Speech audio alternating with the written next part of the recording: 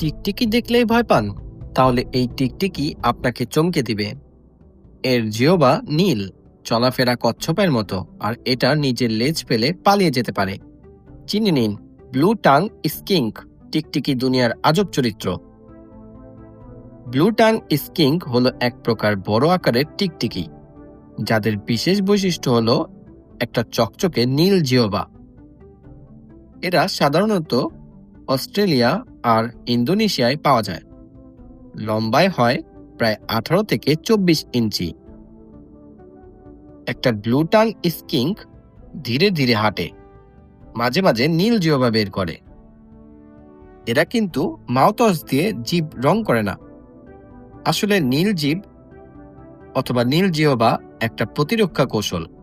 যখন এই টিকটিকি ভয় পায় তখন হঠাৎ করে নীল জিহ্বা বের করে শত্রুকে ভয় দেখায়। ভাবটা এমন, আমি বিষাক্ত, আমাকে খেও না। যদিও এরা বিষাক্ত না, কিন্তু অভিনয় দারুণ। এদের শরীর মোটা, পা ছোট, তাই এদের হাঁটা দেখে মনে হয় যেন মোটা একটা সসেজ রোল হেলতে দুলতে হাঁটছে। কিন্তু এরা দৌড়াতেও পারে। দরকার হলে নিজের লেজ কেটে ফেলেও পালাতে পারে। পরে আবার লেজ গজায়, তবে আগের মতো হয় না। ব্লু টাং স্কিঙ্ক একেবারে ফুডি প্রজাতির টিকটিকি। ফল, পোকামাকড়, শাকসবজি সবই চলে এদের।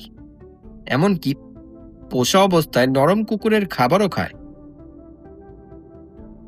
জিহ্বা নীল হলেও খাওয়া দাওয়ায় রঙিন। এই আজব টিকটিকি এখন অনেক দেশের মানুষ পোষা প্রাণী হিসেবে রাখে, কারণ ওরা শান্ত, কামড়ায় না, আর বেশ কিউট। তবে খেয়াল রাখতে হয় তাপমাত্রা, খাবার আর হাইজিনের দিকে। নীল জিহ্বা, মজার চেহারা আর অভিনয় গুণে ব্লু টাং স্কিঙ্ক হয়ে উঠেছে টিকটিকির রাজপুত্র।